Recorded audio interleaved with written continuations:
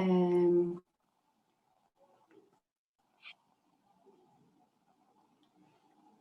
a ver. Hola, buenas tardes a todos. Buenas tardes a todos los que están del otro lado de la pantalla. Buenas tardes, ya casi buenas noches. Mi nombre es Elisa Cano, yo coordino el área de literatura infantil y juvenil de SM, y pues en nombre de SM queremos darle la bienvenida a cada uno de ustedes. Veo aquí muchísimos saludos que crecen y crecen. Va a ser imposible mencionarlos a todos, además que entran bastante rápido. Veo a Miriam Gutiérrez, Julio Moreno, Elizabeth Raquel Caballero. Ay, veo a Mónica Garay, qué gusto. Gente del Colegio Belén, muchísima gente. Muchísimas gracias por acompañarnos desde el otro lado de la pantalla y a mis compañeros en esta mesa virtual, autores, amigos a quienes estimo mucho, Luis Nieto, Rubén Silva, Gladys Conde, Maritza, Villavicencio, muchísimas gracias también. Y pues a todos los que se siguen uniendo, que están llegando, porque veo este numerito que todavía está creciendo. Buenas tardes, bienvenidos en nombre de SM. Además, quiero agradecer mucho la puntualidad.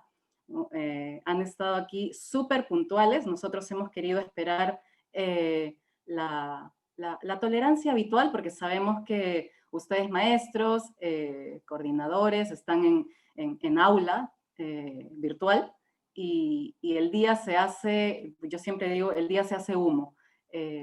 Pero bueno, ya estamos acá, contentos de empezar estas jornadas que hemos titulado y que hemos preparado con mucho cariño en esta temporada tan agitada.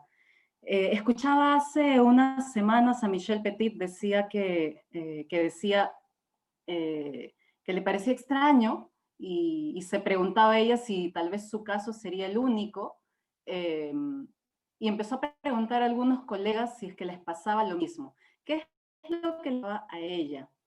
Y ustedes tal vez se preguntarán también si comparten esa situación. A ella le pasaba que no podía leer, tenía un bloqueo lector, así lo llamó.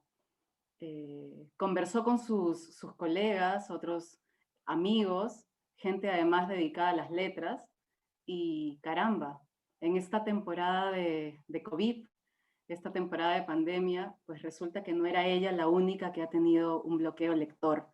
Eh, y conversando con muchas escuelas, además maestros, bibliotecarios, coordinadores, encontramos que esta situación generalizaba.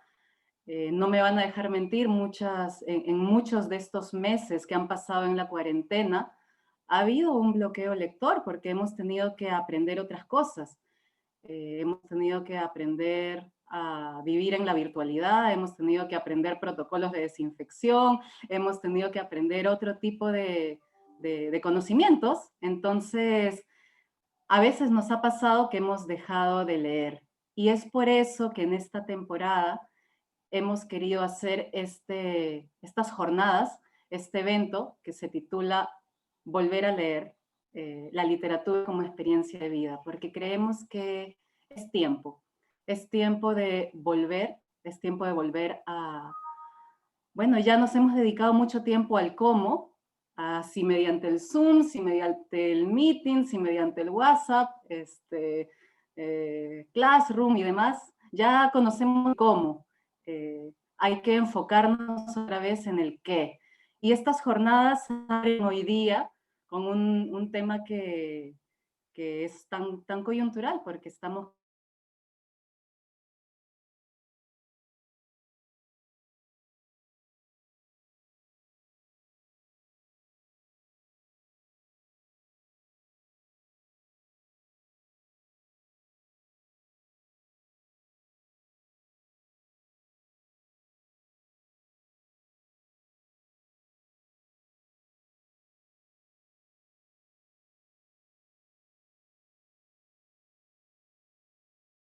vista, sino como desde el punto de vista de editor de los libros que recientemente hemos publicado. Rubén, todos tuyos, muchísimas gracias.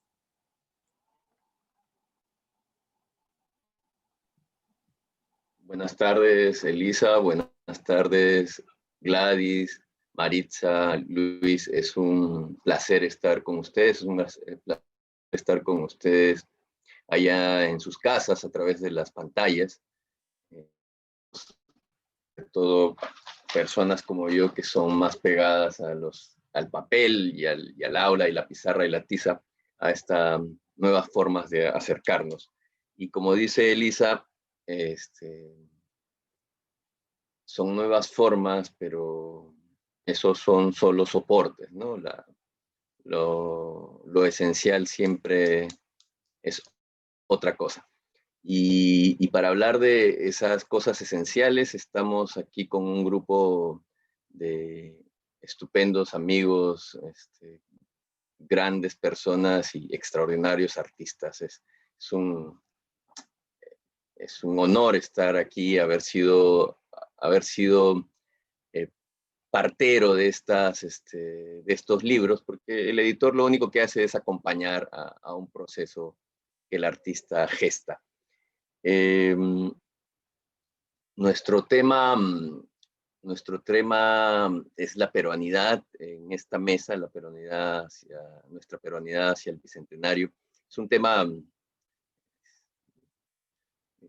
peliagudo, complejo. Ayer recordaba una de mis lecturas de universidad, se llamaba El Perescuela, del gran sociólogo Gonzalo Portocarrero y Patricia Uriol, si mal no recuerdo, que pretendía responder cómo se veía el Perú desde la escuela. Luego hubo otro avance en la década de los 90 en el 2012 con Mariana Eguren y Carolina de Belaunde, que también indagaba cómo se veía el Perú en la escuela. Yo quisiera que conversemos sobre cada uno desde su experiencia o cogiendo una parte del tema. El tema es la literatura, la escuela y la peruanidad. ¿Cómo creen que se maneja esto en la escuela? ¿Cómo debería manejarse o cómo se está construyendo una narrativa de lo peruano en la escuela y en los textos de literatura que se leen en la escuela? Y para ello quiero invitar primero a Maritza Villavicencio, coautora mía en 2 libros ya.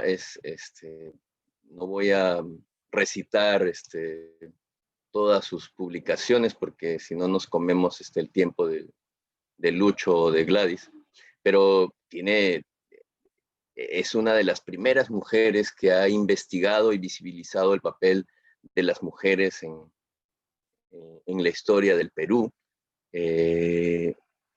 Tiene un libro premiado por el prestigioso, ya siempre me olvido, así que lo anoté por algún lado. El libro, en 2018 le premiaron, le dieron el premio Gourmand Cookbook Award por el libro Mujer, Poder y Alimentación en el Antiguo Perú. Además, Maritza es a las personas que recurro cuando tengo alguna duda sobre algún punto oscuro de la historia, porque las investigaciones que ella hace no solo están hechas con una base sólida de revisión de las fuentes, no fuentes solo textuales, sino todo tipo de fuentes. No solo, digo, está enfocada su investigación con la revisión de fuentes, sino con una intuición maravillosa que hace que ella vea las cosas que otros no ven. Y voy a decir una sola cosita para que se den cuenta de lo que hablo. Mucho tiempo estuvieron preguntándose, ¿y cuándo aparece el señor de Cao? Porque ya apareció la señora de Cao. Y Maritza tan certeramente dice, sí, nunca va a aparecer. ¿Y por qué nunca va a aparecer? Porque la señora de Cao nunca necesitó un señor de Cao. Los dejo con Maritza para que nos cuente lo que cree, lo que piensa, cómo se ha llevado la peruanidad en la literatura que se lee en la escuela y en las prácticas educativas de la escuela. Los dejo con Maritza. Enciende tu micrófono. Ya encendí el micrófono, sí. Buenas tardes. Bueno, quiero agradecer en primer lugar a SM y con ella a ustedes dos, Elisa, Rubén, a mis acompañantes de esta noche, Lucho Nieto, Gladys Conde. Para mí es un honor estar con todos ustedes, agradecer la oportunidad de haber podido escribir Pinca, ¿no? El día en que Pinca conoció el Palacio de Michancama. Y bueno, ahí veo saludos de las más de 200 participantes. Me encantaría responder uno por uno, pero les agradezco a todos y todas ustedes que estén presentes y me permitan compartir algunas ideas con respecto a la peruanidad y luego su imbricación con la escuela, con la enseñanza, la literatura. Bueno, cuando me plantearon el tema de la peruanidad, que me lo han planteado algunas veces ahora que desde el año pasado está pues en actualización, en actualidad el tema del Bicentenario, yo me pregunté, ¿no? Primero, ¿qué es la peruanidad? ¿No? O sea, ¿cómo se define la peruanidad? Y me di cuenta que definir la peruanidad a lo largo del siglo XX, que es donde se comienza a hablar de peruanidad, ha sido un tema controvertido. Desde el libro que saca Víctor Andrés Belaúnde, de peruanidad, que lo saca en 1940, la segunda edición salió en el año 57, pero saca en 1940 una reflexión sobre la peruanidad para responder a otro autor peruano, a José Carlos Mariátegui, que tenían puntos de vista completamente diferentes sobre el Perú, sobre la realidad nacional. Y así sucesivamente fueron saliendo puntos de vista, ¿no?, que me imagino llegaban a la escuela, ojalá, porque por lo menos eran debates, pero lo que me di cuenta es, yo dije, bueno, es que ¿cómo puede haber visiones tan distintas sobre la peruanidad? O sea, cómo algunos le ponen, y hablaban de una peruanidad, disculpen que en el caso de Víctor Andrés Belaúnde, que hablaba de la hispanidad, la andinidad, ¿no?, y después del mestizaje, y cómo otros traían, como José Carlos Mariátegui, como otros, como el mismo Tunante, Abelardo Gamarra, que fue el primero, según Marco Aurelio de Negri, en emplear este término. Entonces yo digo, ¿por qué? ¿Qué contrastes hay? ¿Cuántos Perús realmente hay? Vistos de un lado y vistos del otro. Entonces, ¿qué es la peruanidad en un Perú tan multidiverso? Y además, que se diga que la peruanidad, la nación, la patria se funda en 1821. Entonces, mis aficiones de historiadora me hicieron revisar, ¿y qué pasó una vez que se declaró la independencia? Bueno, les voy a contar una realidad de 1821 a 1870 que les va a sonar muy familiar.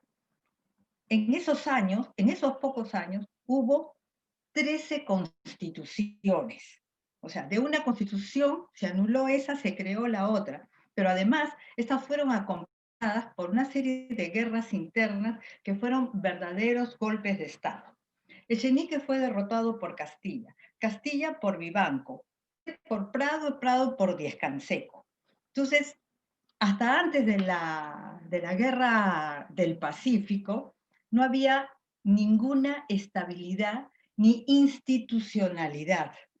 Entonces, claro, qué difícil, ¿no? Qué difícil hablar de peruanidad cuando ni siquiera en el centro de poder, que ha sido Lima, que fue Lima, que sigue siendo Lima, no se ponen de acuerdo, ¿no?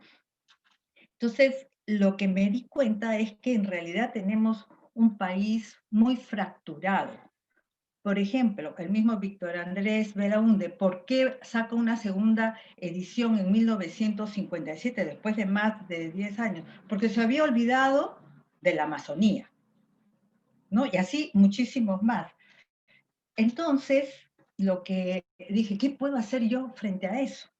¿Cómo yo me puedo sentir peruana y cómo afronto estas fracturas? Entonces dije, no puedo abarcarlo todo, pero hay dos temas centrales. El centralismo de Lima, y que desde Lima, donde han salido casi todos los textos escolares de la vida republicana, porque se aprueban a ese nivel, seguramente desde hace poco en las regiones culturales se ha podido, o en las regiones educativas culturales de repente se ha podido hacer algo, pero por lo general esto sale desde el centralismo. ¿Y qué es, y cuál es un tema que yo como historiadora veo? ¿Qué memoria histórica se ha construido desde Lima? Lima que cuenta su historia desde 1535, que durante muchos años ha obviado, ha omitido una historia milenaria. Entonces, y digo milenaria realmente, o sea, entre los especialistas dicen que antes de la llegada de los españoles, o al día de hoy, tenemos entre 20.000 y 14.000 años de historia. Imagínense, desde la llegada de los españoles todavía no llegamos a los 500. Entonces, qué importante es ir a esas raíces. El segundo tema, que a mí me interesa, como mencionó Rubén, es que se funda la República, los derechos del hombre y del ciudadano. Y está bien dicho, porque fueron del hombre y del ciudadano. Las mujeres eran con la República se sancionó el hecho que sean una suerte de ciudadanas sin derechos civiles de segundo nivel. Las mujeres pudieron ingresar a las universidades en 1908, habiendo cusqueñas que han ingresado antes por méritos propios, ¿no? Como Trinidad Enríquez y otras más, que incluso se negaron a aceptar un título por solidaridad femenina, que se lo den a todas las mujeres y no solo a ellas. Pero, y bueno, el derecho al voto en 1955. Y en 1979, como las mujeres, los analfabetos no tenían los derechos civiles, no podían votar. Entonces, recién desde 1979. Entonces, es eso lo que me propongo, lo que se propusieron también muchas personas, muchos historiadores que has mencionado y otros que no están presentes ya, pero es eso, hay que reconstruir nuestra memoria histórica, hay que volver a escribirla para poder resarcir todas las omisiones. La mujer en la historia del Perú está omitida, y cuando se habla de las mujeres, se habla como adorno o como secundarias, cuando justamente en esa gran historia milenaria que tenemos desde muchos siglos atrás, desde miles de años atrás, las mujeres tuvieron un rol importantísimo.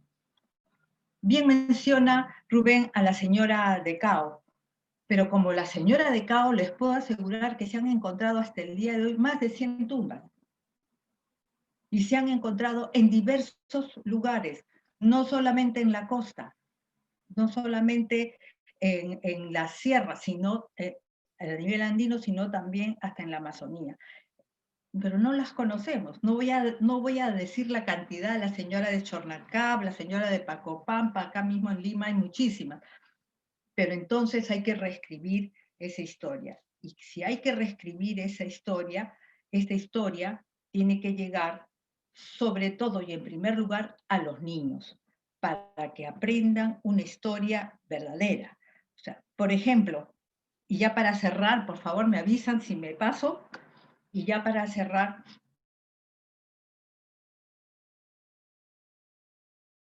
Inca, porque fue un imperio y tenemos que sentirnos orgullosos, por más que se diga de que no habían desigualdades sociales, etcétera, pero la verdad es que fue un imperio.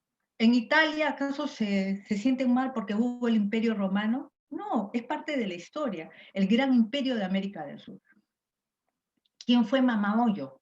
No fue la primera Colla, sino la 10ª Colla. Mama Ollo fue la esposa de Tupac Yupanqui, el gran Inca emperador. Esa historia nos la cuentan en el colegio. Entonces, es esto, yo creo que lo que se está omitiendo en la escuela no es solamente un problema de la escuela, es un problema de la historiografía peruana, es la responsabilidad de a todos los que nos toca reescribir esa historia. Y creo que la literatura es un buen medio. Gracias. Muchas gracias, Maritza. No te pasaste más que un minuto. ¡Ah, qué bueno! Claro, ese minuto ha sido valioso. Ahora les quiero dejarle la voz a un gran narrador, uno de los narradores que conozco hace algún tiempo, porque tuve el placer de editar una novela extraordinaria que no solo fue de gran calidad, sino que también tuvo una gran venta, un éxito de ventas. Fue una de las pocas novelas que publiqué siendo editor que llegó a la segunda edición. Con Luis Nieto se ha encargado de visibilizar justamente o ficcionalizar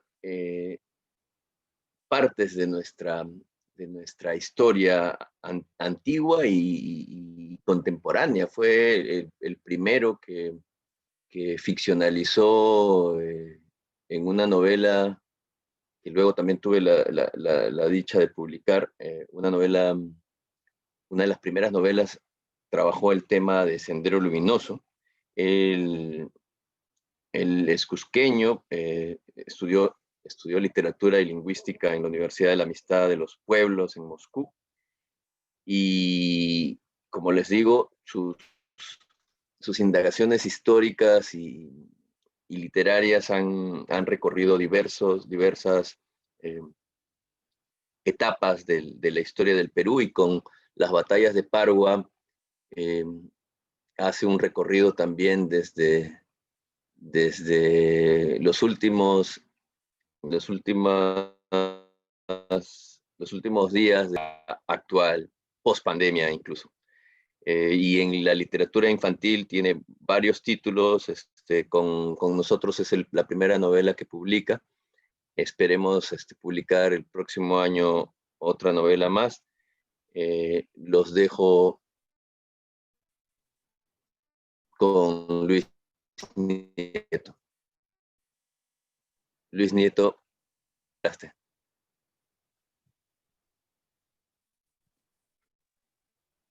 Creo que Luis se congeló. Pero ya lo presenté. No, bueno, no sé si me escuchan.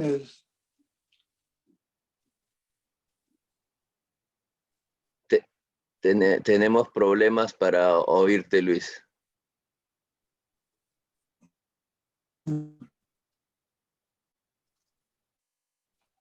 ¿Qué te parece? Yo bien, Elisa. a mí. Te escuchamos entrecortado, Luis.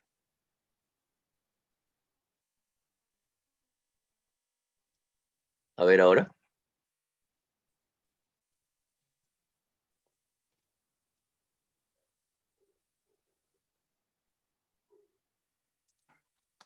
Si se me escucha entrecortado. A ver, sigue hablando, sí, ya te escuchamos. Le sugiero que le... ¿Sí? Bien. Buenas noches. Buenas noches con todos. Gracias, Rubén, tantos profesores y profesoras que se han unido al a esta reunión de Zoom de distintas partes del país. He visto de Chiclayo, Trujillo, Arequipa, del Callao, de muchísimos colegios de Lima. Yo me voy a apoyar un poco en mi intervención en lo que ha señalado Maritza para hacer un diálogo con ella, para que sea más interesante la reunión esta noche. Quiero tratar de condensar estos 200 años de historia de los que nos estaba hablando Maritza, de cómo entendemos el Perú y la peruanidad. Y tal vez el cambio más importante, según mi manera de ver, el cambio más importante que hemos vivido como peruanos en estos 200 años, es haber pasado de una nación cuyas élites se identificaban con España, la llamábamos la madre patria, a una nación, ahora en el 2020, cuyas mayorías se identifican con ese pasado milenario al que tantas referencias ha hecho Maritza, ¿no? Esos miles de años de desarrollo cultural, ese pasado incaico, esa dama de Cao que mencionaba Rubén. Y ahora yo quisiera detenerme para apoyarme más en la experiencia de todos los que estamos aquí reunidos, detenerme en los últimos 40 años, en los cambios que han ocurrido en los últimos 40 años. No he escogido la fecha al azar. He pensado que de repente la media de los participantes en esta reunión debe ser los 40, tal vez un poco menos, la media de edad un poco más. Y también una fecha que mencionó Maritza, que a mí me parece vital, 1979, la Asamblea Constituyente, que otorga el derecho a voto a los analfabetos, es decir, a las poblaciones indígenas, y hace que estas poblaciones por primera vez se conviertan en ciudadanos en nuestro país. Entonces, yo quiero que vean cómo en estos 40 años han ocurrido cambios sustanciales en nuestra manera de sentirnos peruanos. Les voy a dar solo algunos ejemplos. En la escuela, ahora asistimos en estos días como nuestro Estado, nuestro Ministerio de Educación, entrega tablets a casi 1 millón de niños de zonas rurales, en la sierra, en la selva y también en zonas de la costa. Asistimos en los últimos años por fin al desarrollo en las escuelas de la educación intercultural bilingüe, tan importante para un país tan diverso como el Perú. En relación a nuestros idiomas originarios, hace poco tiempo tenemos en el canal principal de televisión, el canal público, el canal 7, noticieros en quechua y en aymara, ¿no? Ñojanchis y Jihuasanaca. En gastronomía, se ha convertido en una expresión que hace que todos los peruanos nos llenemos de orgullo y nos identifiquemos con nuestro país, pero los cambios que han ocurrido son increíbles. Hace unos 20 años, la mayoría de peruanos de las ciudades de la costa no conocían lo que es la quinoa. Yo una vez escribí un artículo para el periódico Expreso, porque una amiga de Lima, con la que compartimos un menú acá en Cusco, vio la quinoa en mi sopa y me preguntó, ¿qué son esos fideitos? Y ahora la quinoa es el emblema del Perú a nivel mundial, de Perú y de Bolivia. El 2013 la Organización de Naciones Unidas declaró la quinoa, declaró el Año Internacional de la Quinoa. Imagínense qué cambio tan trascendental. Y todos los peruanos ahora hacemos el quinoto, hacemos el tabulé de quinoa, hacemos maravillas con la quinoa. La música. La serie más vista en la televisión peruana ha sido una miniserie sobre Dina Pauca. Tenemos jóvenes como Liberato Cani, como Renata Flores, que cantan rap o hip hop, o en general hacen covers en quechua de éxitos internacionales. El cine, tenemos ahora películas en quechua, películas en aymara. Una película en quechua hace poco ha sido exhibida y se puede seguir viendo en Netflix, Retablo, ¿no? Es algo impensable. Y otra película en quechua ganó uno de los premios del Festival de Cine de la Universidad Católica de Lima, Huiñaypacha, perdón, en Aymara, y es una película maravillosa, conmovedora. Y así llegamos a la literatura.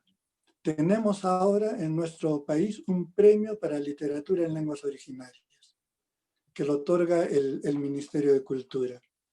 Y en general, la literatura, como dijo al final Maritza, creo que nos ayuda mucho más a tener una visión de este país que somos y de este país que queremos. En el siglo XX hay dos grandes autores, Mario Vargas Llosa y José María Arguedas, que nos proponen proyectos de nación. Todos conocemos la frase de Mario Vargas Llosa, ¿en qué momento se jodió el Perú? De Conversación en la Catedral. Y el título de esa novela maravillosa de Arguedas, Todas las sangres. Detrás de estas dos frases hay dos proyectos de nación. Uno un poco más pesimista, el de Vargas Llosa, porque refleja la crisis del Perú oligárquico, y otro mucho más optimista, el de José María Arguedas, que nos propone un horizonte utópico, un país que debiéramos construir, un país en el que todos los peruanos de la cultura que sea, los que hablamos castellano, los quechohablantes, los hablantes de Aymara, los más de 40 grupos de nuestra Amazonía, todos tengamos igualdad de derechos. Y todos nosotros en este momento en la escuela, los más de 200 profesores que están aquí reunidos, no me van a decir que no, todos cada vez utilizamos más cuentos, más novelas, que en realidad hacen referencia a este Perú que estamos construyendo en el Bicentenario. Tenemos cada vez más cuentos de temática histórica de nuestras culturas originarias, ¿no es cierto? De hecho, esta noche uno de estos libros está relacionado con eso. Mi libro en parte también, que vamos a comentar esta noche. Pero hay muchos otros sobre la cultura mochica, sobre el pasado incaico, y también tenemos muchísimos libros infantiles de temática andina, toda la serie de Cholito, del escritor Oscar Colchado, y muchísimos otros. Tal vez nos esté faltando difundir más nuestra temática amazónica, pero seguro que ya le va a llegar su momento. Entonces, me puse una alarmita, ya sonó, quiero quedarme aquí, y ya en la segunda intervención aterrizar un poco más en este tema del pasado prehispánico y nuestras temáticas andinas, amazónicas en la escuela. Gracias. Muy interesante que hayas llegado al presente, Luis, porque justamente el presente es increíble. Yo recuerdo que en Lima mis padres no me enseñaron a hablar quechua porque era vergonzante, no se podía hablar quechua en la calle porque te tildaban de serrano y eso era ignominioso, como si haber nacido en algún sitio distinto de Lima era una ignominia. Muchas gracias por recordarnos que estamos viendo cambios en los últimos 40 años. Ahora quiero, cuando publicamos el libro de nuestra siguiente autora, yo siempre he envidiado a las personas que son capaces de producir música. Es una de las cosas que me hubiera gustado hacer. Pero ya que no puedo producir música, a veces produzco ruidos y canto. Y cuando pensaba cómo introducir a bueno, no canto, ¿no? Hago sonidos que pretenden ser cantos. Y sabía que me tocaba presentar a Gladys, me acordé a propósito del tema de una canción cuyo coro va así, creo. No soy de aquí, ni soy de allá, no tengo edad ni porvenir, y ser feliz es mi color de identidad. Hablando de la identidad, porque esta canción la compuso, dicen, porque tiene muchos mitos, Facundo Cabral cuando estaba exiliado de Argentina.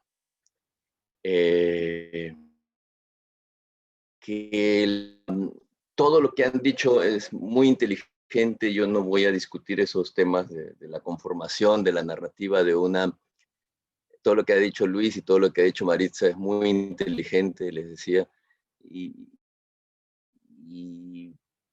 yo solo les quiero decir que la identidad de la pequeña patria son las querencias, ¿no? Uno las reconoce cuando no está, y Facundo Cabral cuando no estaba cerca de Argentina, cuando le estaba impedido estar en Argentina, recurre al canto. Y ahora al canto y la poesía, y a quien vamos a presentar es una cantautora, una poeta, y es una lástima que de la escuela se estén quitando las artes en general. Cuando era niño yo estudiaba en un pequeño colegio estatal y me enseñaban música. Y música ahora no hay en casi ningún colegio. Gladys Conde ha investigado sobre los cantos ancestrales, es una cantautora, ha ganado un premio de poesía, ha estudiado la relación del canto con la sanación del cuerpo, con la sanación del espíritu. La primera vez que la oí, me quedé sobrecogido porque a pesar de que no entendía algunas palabras quechuas, porque les dije que mi madre no me supo enseñar bien el quechua, no me hablaba del quechua. Algo de la dulzura de su voz me llevó a ese país, a esa pertenencia que era la infancia. Yo los dejo con Gladys Conde para que nos cuente su idea de cómo ve la peruanidad en la escuela y en la literatura. Bienvenida, Gladys. Bien. Gracias, Rubén. Gracias, Elisa. Gracias, SM. Gracias, Lucho Nieto, Maritza Villavicencio. Yo complacida definitivamente de ser ahora parte del equipo SM. Sigue siendo para mí una sorpresa, ¿no?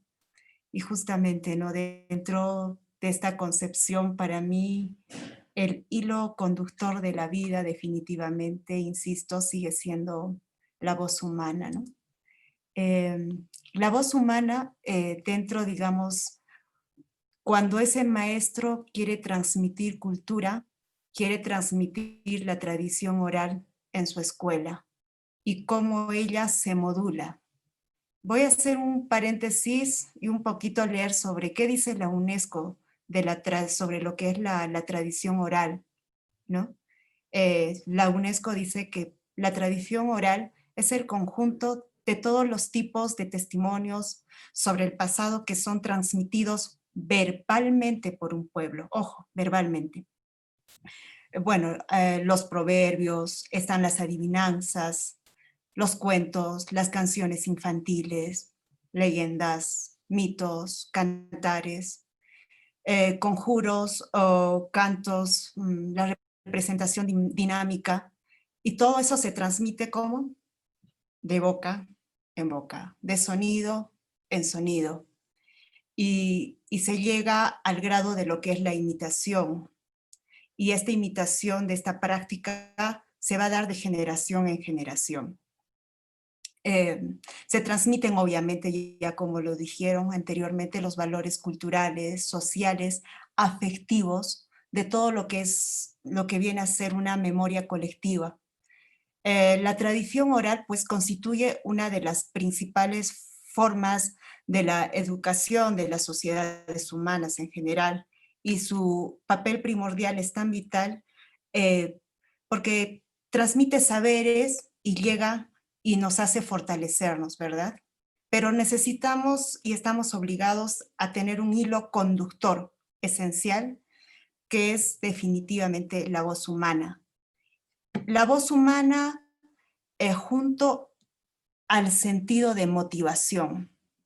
Ambas para mí tienen que ir juntas. Dentro de las aulas, los maestros se convierten en lo que llamaríamos intérpretes con su voz de muchos saberes. Si quisiera darle una definición sobre qué es una interpretación con la voz, pues sería ese arte de ejecutar en la voz ese conocimiento, teniendo dominio del tema reflejado sonoramente en la voz.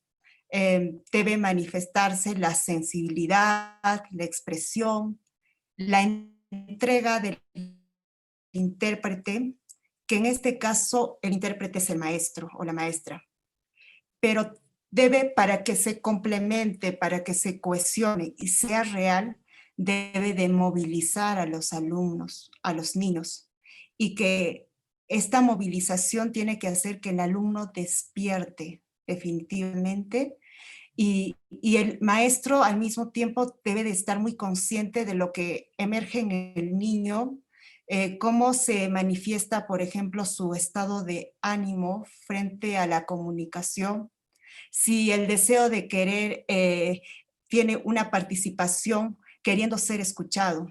Ahí quiero hacer otro paréntesis. Muchas ocasiones las voces en general y sobre todo de nuestros pequeños están siendo muchas veces silenciados, están siendo callados en sus hogares, en su sociedad, y eso ya lo consideraríamos como un índice de déficit afectivo. Entonces, actuemos para dar un mayor fortalecimiento, para potenciar la afectividad, pues tenemos también que, dentro de este lazo de lo que es la tradición oral, lo que ayuda es aprender a escuchar a los niños, enseñarles a escuchar y motivarlos, abriéndoles definitivamente lo que es la emoción que genera la voz de la tradición oral. Pues considerémoslo como una herramienta pedagógica para llevarlos a descubrir pues la riqueza de la cultura peruana. Para mí la tradición oral simplemente es como una rampa de acceso. No sé si ustedes se habrán dado cuenta que cuando subimos muy rápido por una rampa, es mucho más eficaz, ¿verdad? Que cuando subimos por unas escaleras. ¿Qué quiere decir?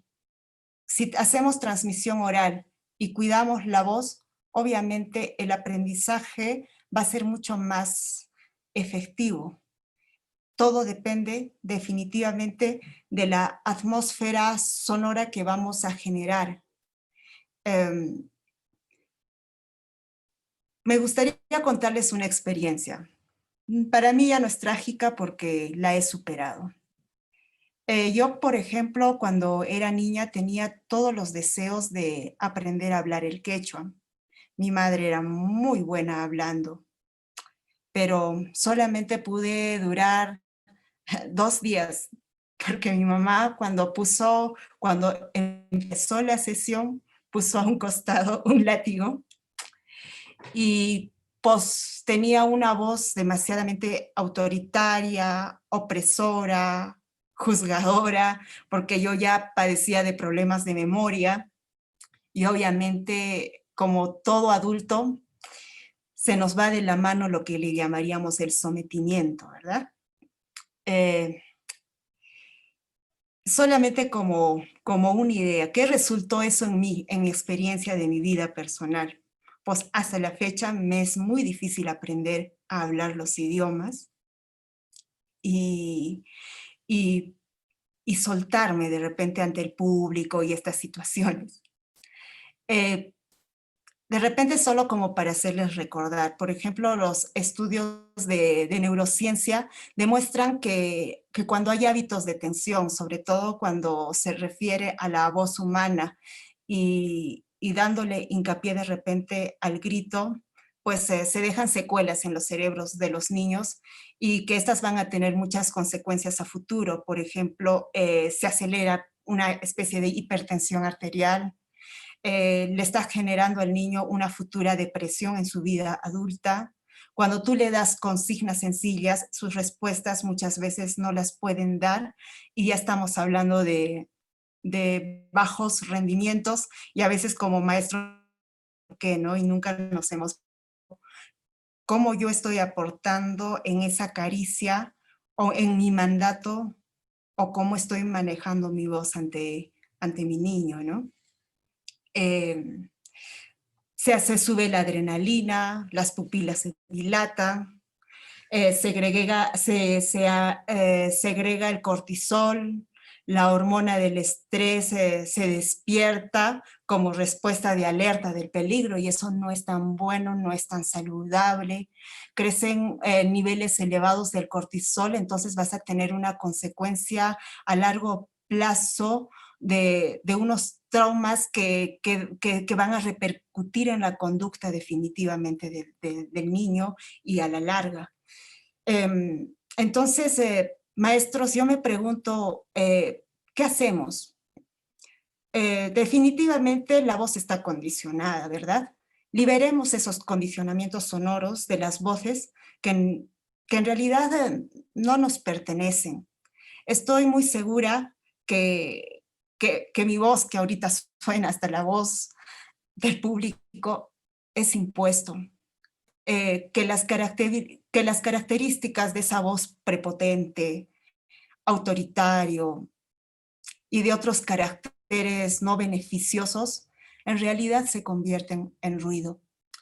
El ruido viene a ser una interferencia que perturba cuando pretendemos comunicar algo valioso si es sobre nuestra cultura, por ejemplo. Y así vamos degradando esa calidad de mensaje.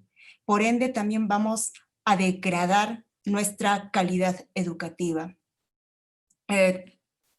Mis recomendaciones, así muy sencillas, pero creo que serían beneficiosos tomarlos en cuenta. Lo primero es que nos auto-observemos mutuamente y pensemos que nuestra comunicación tenga una voz no violenta. Es cierto, las palabras sí son muy importantes, pero deben estas palabras estar nutridas de mucha energía positiva para ser expresadas, porque según esa animosidad, esa carga que tienen, pueden hacernos más próximos, vivirlos, entrar en esa historia que se quiere contar o en esa lectura que vamos a ir interpretando en las aulas. Esa calidez que vas a transmitir a tus alumnos lo van a replicar cientos de mil veces los niños, recuerden, dentro de sus familias, dentro de sus casas. Y la idea creo que es ahora buscar unas relaciones que sean empáticas en la sociedad.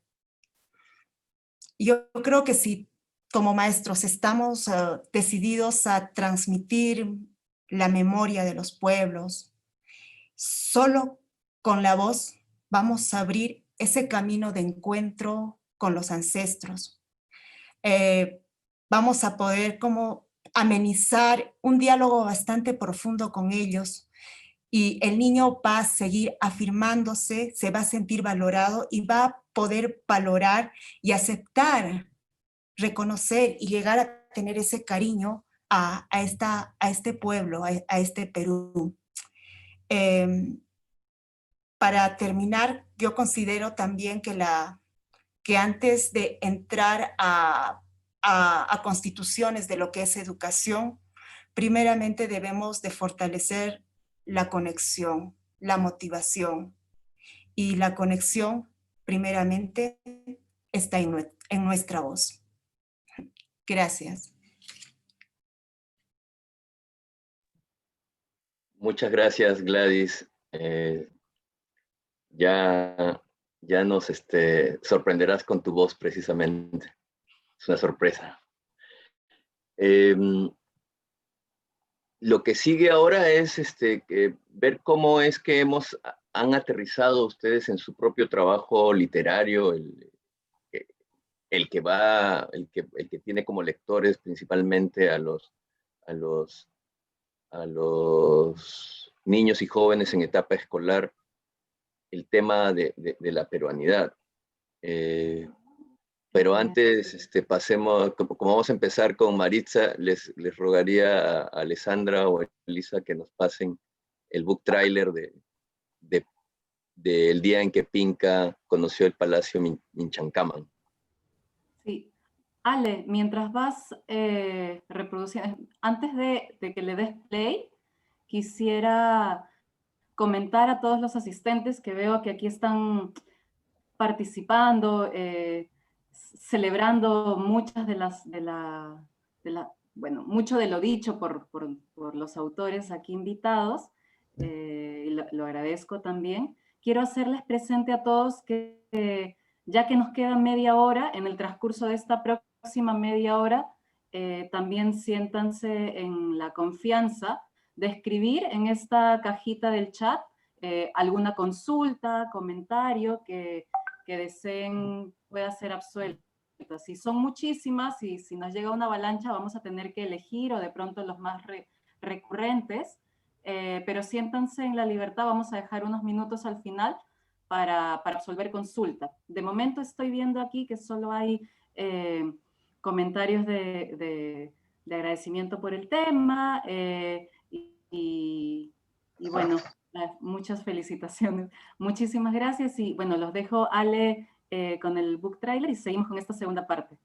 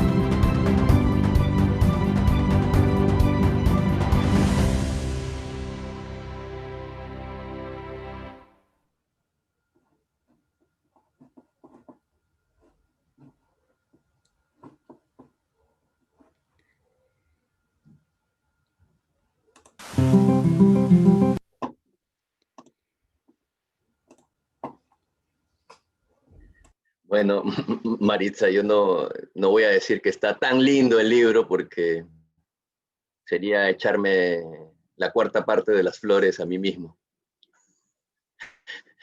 El 50%.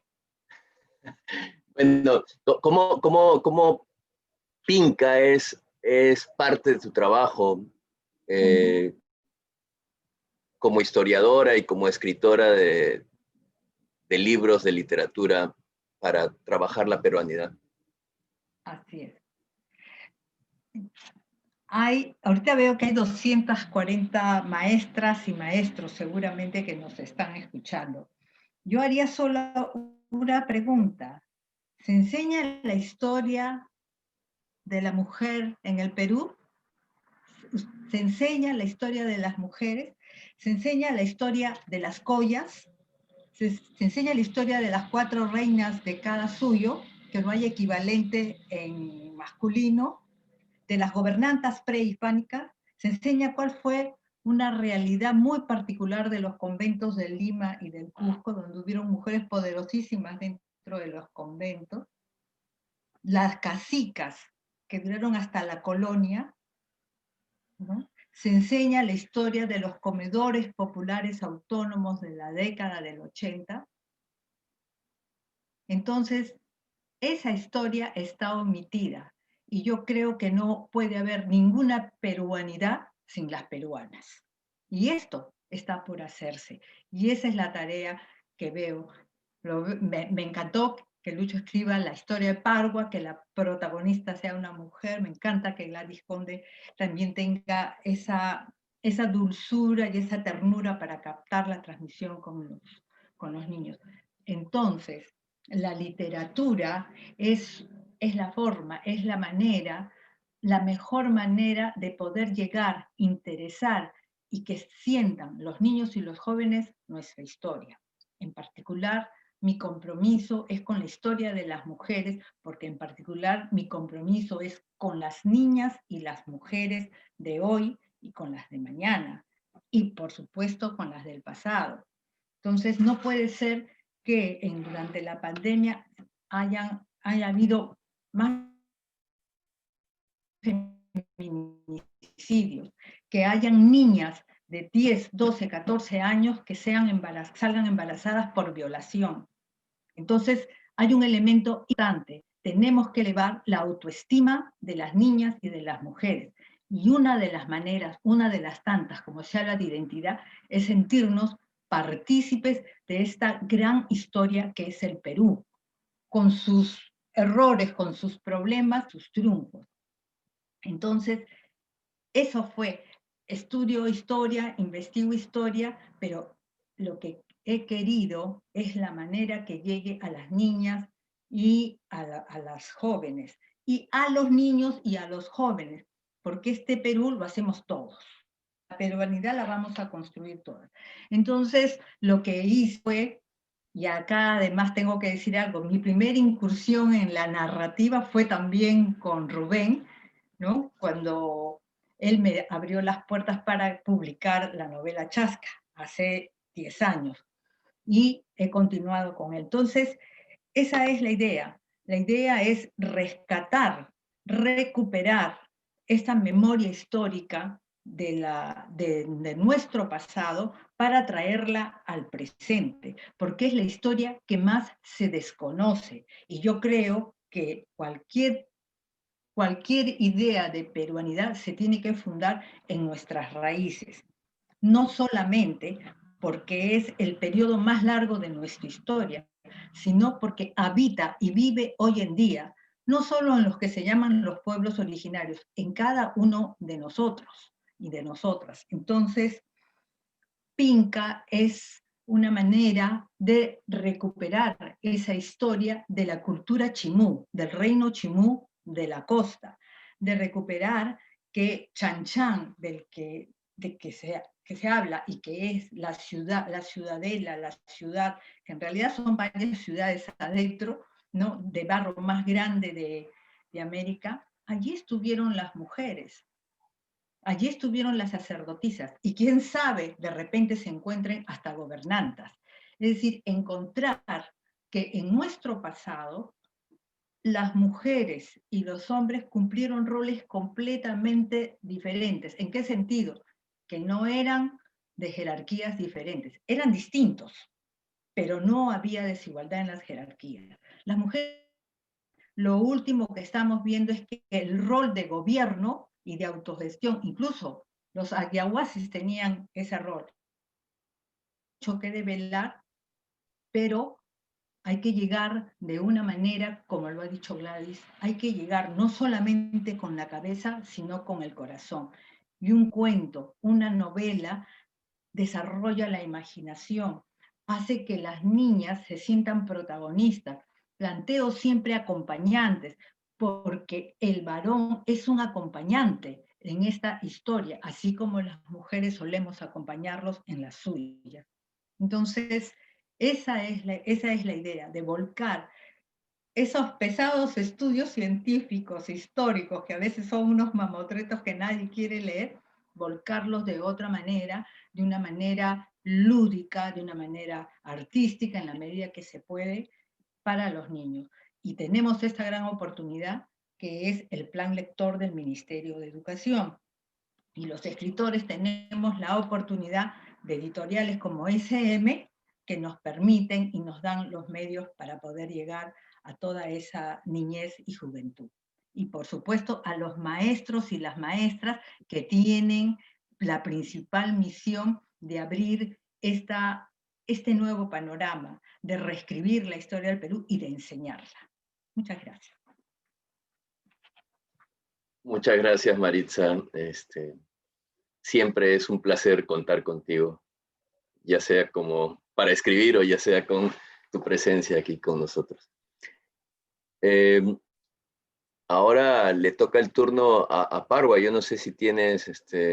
Luis no ha visto el book trailer. Alessandra, si nos, No, no lo he visto. lanzas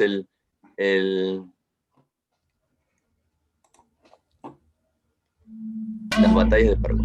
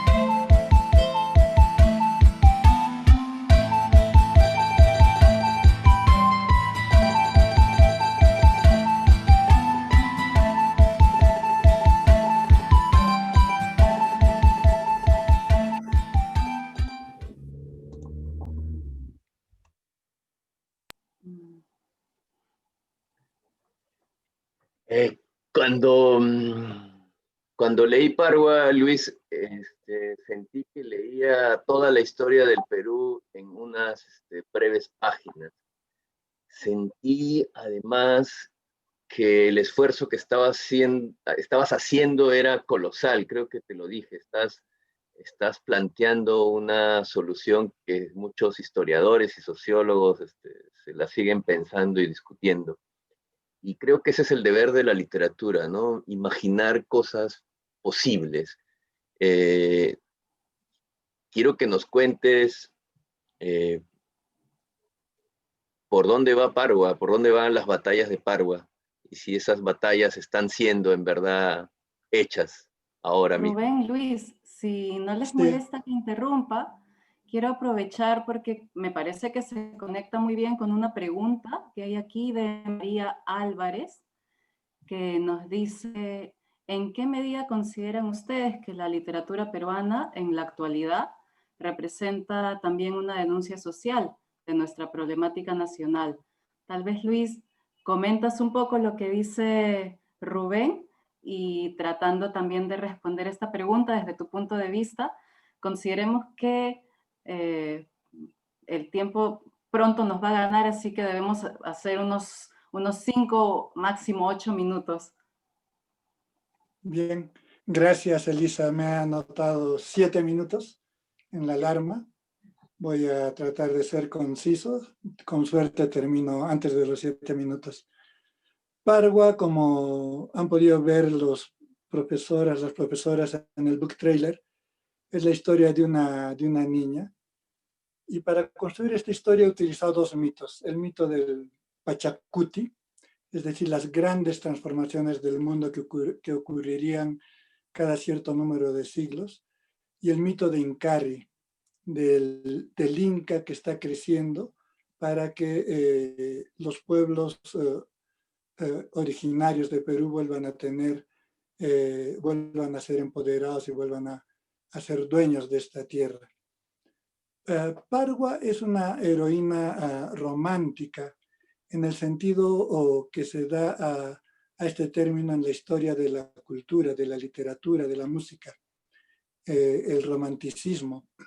Es una heroína que se enfrenta sola a muchas adversidades, es una heroína que es rebelde, una heroína que lucha por la libertad de su pueblo.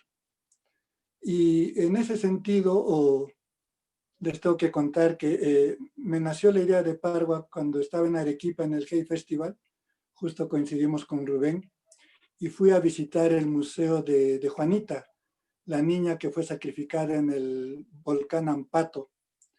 Y se me ocurrió tomar a un personaje que es sacrificado, pero que por esas fuerzas de la magia, reencarna una y otra vez a lo largo de la historia del Perú. Y eso es lo que hace Parwa. Reencarna primero para producir, para trabajar en favor del nuevo Pachacuti. Reencarna cuando el primer Tupac Amaru, por orden del virrey Toledo, es sacrificado acá en Cusco, es degollado. Encarna después durante la rebelión de Tupac Amaru. En los profesores han puesto que la única mujer de nuestra historia que se recuerda es Micaela, junto con María Parada de Bellido, y es cierto, y Parwa apunta a ser un personaje más femenino en nuestra historia. Encarna después, en la época de la violencia política de los años 80 al 95, y encarna en la época actual. Y Parwa asocia el Pachacuti, asocia esta transformación que va a devolver a los pueblos peruanos su lugar en la historia, siempre con la guerra, con el uso de las armas, pero al final de la historia se descubre que en realidad el Pachacuti va por otro lado, y va por ese lado que yo les mencionaba en mi primera intervención, por todos esos profundos cambios sociales, culturales que está experimentando la sociedad peruana en las últimas décadas. Entonces, no quisiera adelantarles, el final es odioso cuando te dicen el final de mi historia, porque quiero que las maestras y los maestros lean el libro, pero yo creo que Parwa cumple su cometido. Yo he escrito esta historia en la línea de lo que ha señalado Maritza. Me parece que se ha silenciado el papel de la mujer en la historia del Perú, tanto en la prehispánica como la colonial y la republicana. Y el papel de la mujer es fundamental en todos estos periodos de la historia. Y por eso quería crear este personaje, esta niña, esta adolescente y luego joven, que tiene un papel protagónico en nuestra historia y que incluso va más allá y que es la artífice del gran cambio que debiéramos vivir en el Bicentenario. Yo he querido que Parwa sea la heroína del Bicentenario, ¿no? Y ojalá logre transformarse en eso con ayuda de las maestras y de los maestros que trabajan con editoriales SM. En cuanto a la pregunta, yo creo que sí, y toda buena literatura, creo que más que hablar de protesta, toda buena literatura, incluida la infantil, la juvenil, muestra cómo es una sociedad, muestra los aspectos positivos de esta sociedad y muestra los problemas que una sociedad tiene para que las personas podamos realizarnos mejor en ella. Y creo que los libros que estamos comentando esta noche, por ejemplo, apuntan los tres en esa dirección, tanto Pinca como Yigya como Parwa. Y no es casual, yo creo que la voz femenina sea la principal en estos tres libros. estamos entrando en un momento de la historia del Perú en que las mujeres son las protagonistas. Gracias. Muchas gracias, Luis. Muchas gracias por Pargua, la verdad. Apenas me la diste, dije, estamos ante una extraordinaria novela, ¿no? Es una novela que la lee con tranquilidad un joven, pero también es para cualquiera que quiera disfrutar de un recorrido por la historia del Perú a través de la mano de una heroína tan encantadora y misteriosa como Pargua. Ahora los quiero dejar con Gladys Conde, pero antes quiero que disfruten del book trailer, que a mí me gusta mucho. Así que, Alessandra, por favor.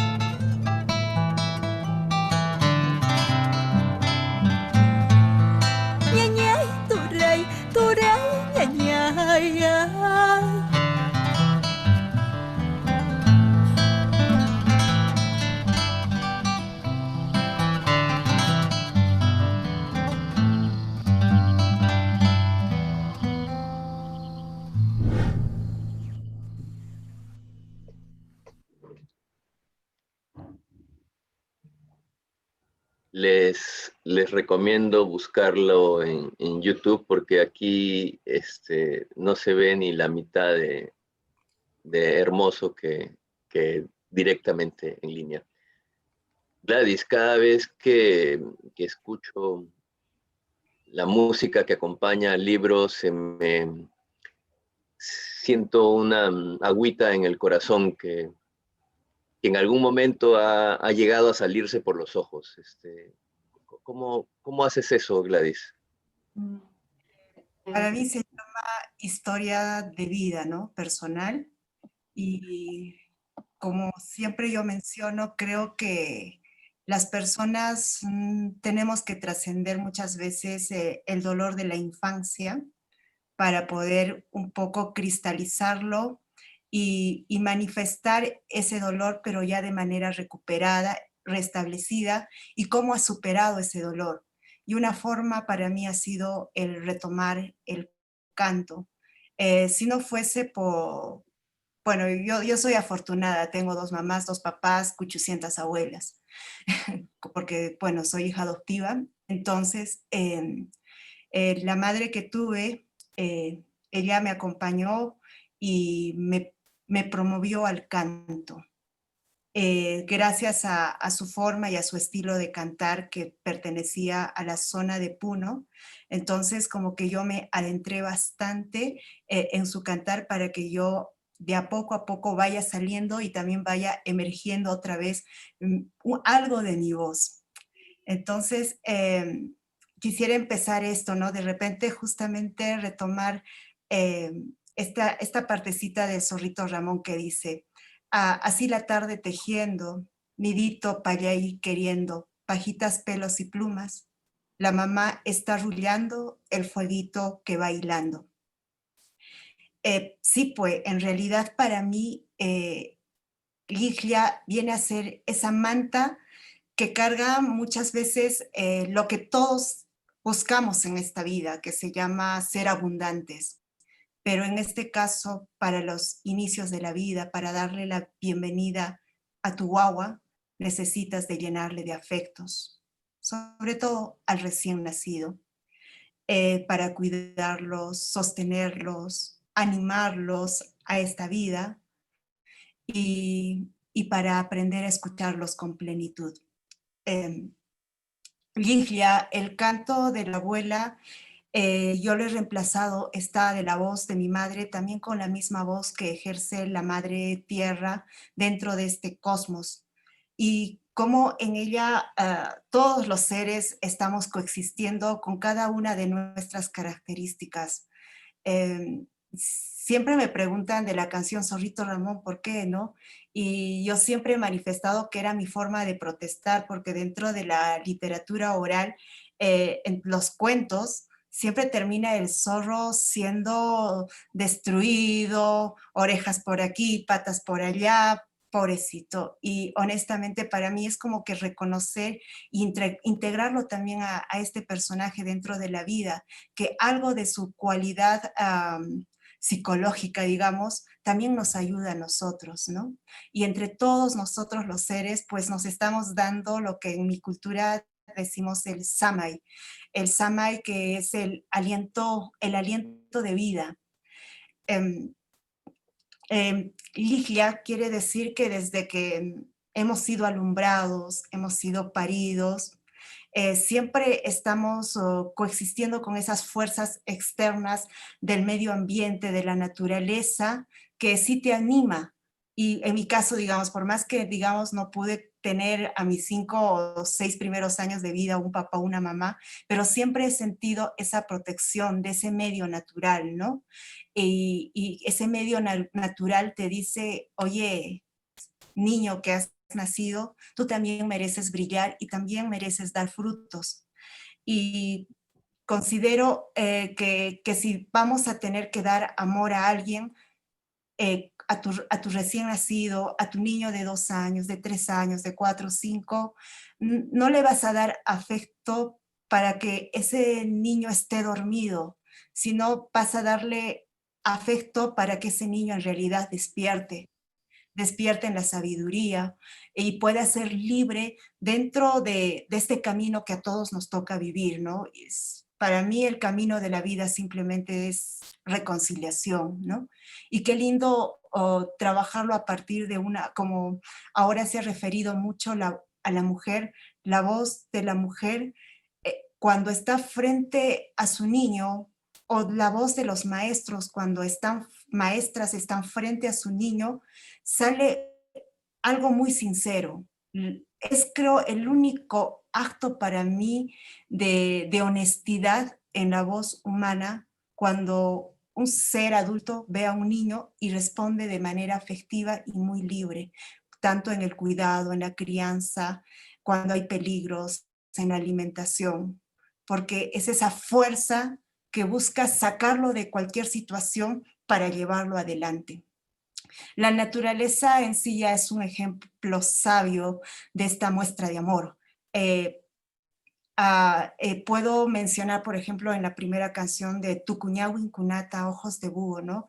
Que esta ave que es tan rapaz y es una controladora biológica de plagas, pero como el hecho de mantenerse despierto en la noche ha hecho, por ejemplo, que algunas mujeres de Huancayo cogiesen este detalle para poder tejer estos ojos en las fajas o chumpis para que cuando lo ates a tu niño, el niño se sienta como que protegido, cuidado. Y en sus voces ellas dicen, el espíritu del búho está despierto para que nadie, absolutamente nadie, asuste a mi guagua. Así como el tucu también, que lo represento dentro de este libro, también está el cantar del sapo que anuncia que va a llover. Tenemos nuevamente al zorrito, ¿no? A mí me encanta. Perdóname, Gladys, yo quisiera que no nos perdamos, que nos cantes. Esa era la gran sorpresa. Te animo a que nos cantes algo. Dale, di que sí. Imagínate que estás ante guaguas, que todos somos unas guaguas que queremos escucharte. Por supuesto, ya. Entonces, vamos con ¿Cuál? vamos con el Taruquita Vicuñita, así a capelita nomás.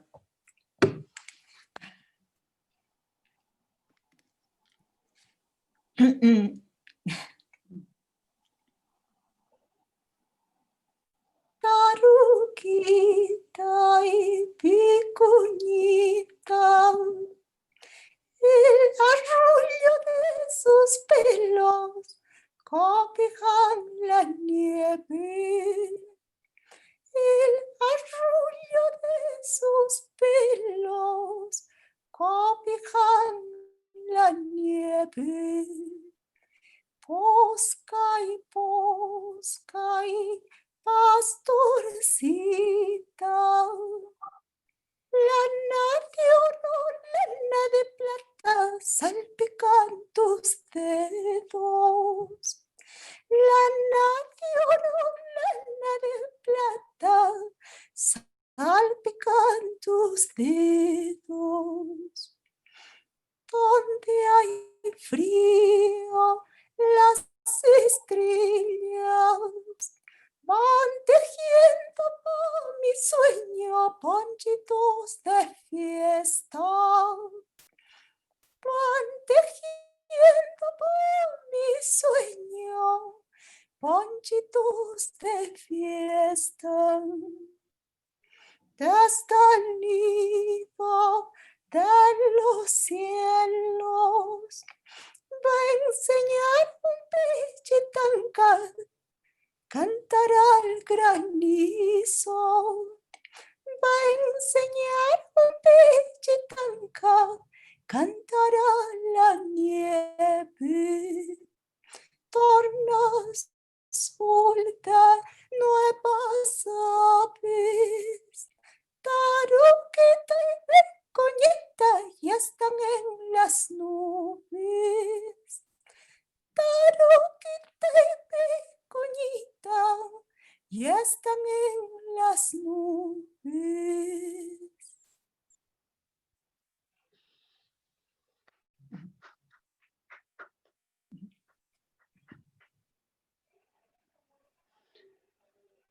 Como siempre, sin palabras.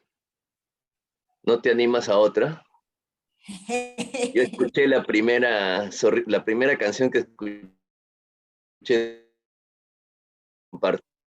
madre. Mi madre se quedó con la boca abierta y dijo, ¡oh! ¡Qué chica más hermosa! ¡Qué voz que tiene! Y dijo que entendía el quechua a pesar de que mi mamá habla el quechua de Ancash. Regálanos, Zorrito Ramón. Estoy abusando, sé que estoy abusando. No, está bien, está bien, está bien. Entre totoras de un lago está la mamá pintando patitas rojas brillando como guayatas saltando dentro de un rato volando. Ñañay, turay, turay, ñañay, ay.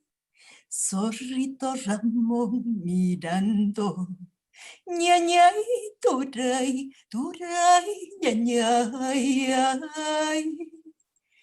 Coladora de esperando. Yo no le temo a la muerte, yo soy guayata alegre.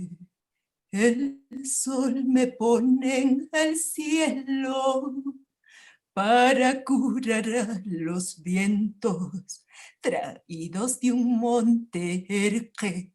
Ñañay, turay, turay, ñañay, ay. Zorrito Ramón mirando, ñañay, turay, turay, ñañay, ay. Coladora de esperando, así la tarde tejiendo, nidito para allá y queriendo, pajitas, pelos y plumas. La mamá está arrullando el fueguito que va hilando. Ñañay, turay, turay, ñañay, ay. Zorrito Ramón durmiendo. Ñañay, turay, turay, ñañay, ay. coladores del viento, que no se olviden de ellos. Son muchos miedos pidiendo entre el murmullo del cielo. Cuelgan mantitas oliendo aguas de leche y vientre. Ñañay, turay, turay. Zorrito Ramón mirando, ñañay, turay, turay, ñañay, ay, coladora desde el viento.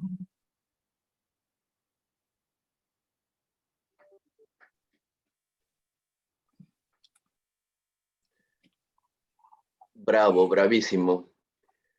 Nos hemos pasado del tiempo, pero creo que ha valido la pena, querida jefa Elisa. Justo yo estaba pidiendo permiso a mi jefa Alessandra, porque nos hemos pasado un poquito del tiempo, pero yo estoy viendo aquí el chat y veo que la gente está sintiendo lo que yo también estoy sintiendo, que es un agradecimiento profundo a ustedes y una admiración, Gladys, a tu voz y a lo que transmites. Hay muchísimos comentarios. Mira, he dejado de mirar la pantalla y ahorita veo 38 mensajes nuevos, que ya son 40, que son 43. Es increíble. Muchísimas gracias a todos los que están al otro lado de la pantalla. Yo quiero rescatar 3 cosas y muchísimas gracias, Rubén, por hilvanar todas estas participaciones.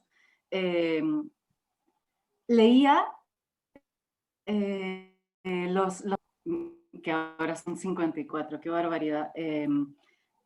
Y había un sentimiento común con escucharte, Maritza, que decían, qué interesante lo que opina Maritza sobre la mujer. Me siento, había participaciones de mujeres, me siento empoderada.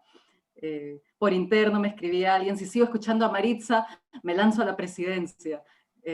Por otra parte decían, qué bueno que haya libros de literatura vinculada con la historia nacional y que además tengan de protagonistas a mujeres. Creo que esta es una necesidad y gracias a ustedes por plasmarla en una obra concreta que ahora podemos ver sobre la participación de Luis. En general estaban admirados con las fuentes, los referentes.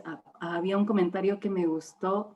Señor Nieto, me encantó esta parte de Elizabeth Raquel Caballero, cuando se menciona que la literatura es la fuente y la mejor manera que podamos dar a conocer nuestra identidad como peruanos, por las lenguas, la música, las temáticas andinas y amazónicas.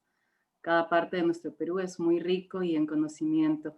Y bueno, una cantidad de comentarios agradeciendo el poder dar de pronto herramientas para vincular nuestra historia y la revaloración de nuestro Perú mediante los libros.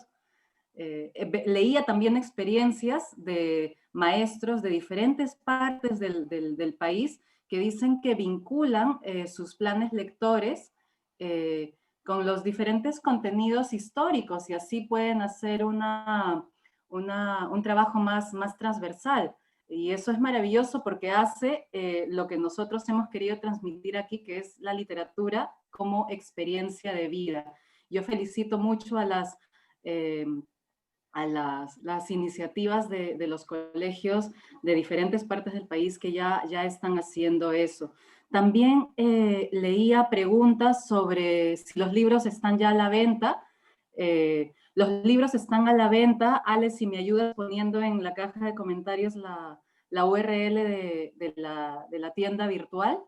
Están a la venta de momento en formato virtual.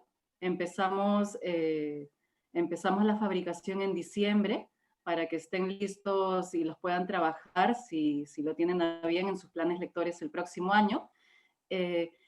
y veía comentarios que decían que bien, y la temática masónica y la temática negrista. Bueno, justo por eso, al término de esta reunión, de esta jornada, van a recibir un correíto de agradecimiento por parte de SM con algunas otras recomendaciones de libros vinculando a otros temas de nuestra identidad nacional. Tenemos una colección que se llama Biblioteca del Bicentenario, tenemos clásicos de Carlota Carvalho y tenemos obras contemporáneas de temática masónica y bueno, esto que nos preguntaban. Así que cuando termine esta charla, de pronto esperan una hora, van a recibir un correo. Si se va a la caja de spam, por favor, mírenlo, porque ahí van a recibir un sugerido por si les interesa vincular sus planes lectores con esta temática de identidad nacional. En ese correo también van a recibir una encuestita, y Ale, también si me ayudas a ponerla acá al término, de valoración de la mesa. Nos interesa mucho recibir su opinión al margen de estos comentarios que veo en el chat, y pues eso es. No sé si quieren medio minuto hacer una despedida cada uno para ya retirarnos, y si no, pues eso es todo. Me voy un poco sentida porque veo 109 comentarios y que son agradecimientos. Todas las gracias a ustedes y acá a nuestros autores, compañeros de la mesa. Muchos agradecimientos. Muchas gracias. Bueno. Solo gracias a todos los maestros y maestras y a SM. Gracias. Yo solo quiero mostrar, este es un ceramio chimú. Esta es la diosa Luna cargando un bebé. Esta fue la inspiración de Pinca, el día que Pinca conoció a Michancama, y este es uno de los relatos está inspirado en esta obra de arte de los chimú. Esta es la luna.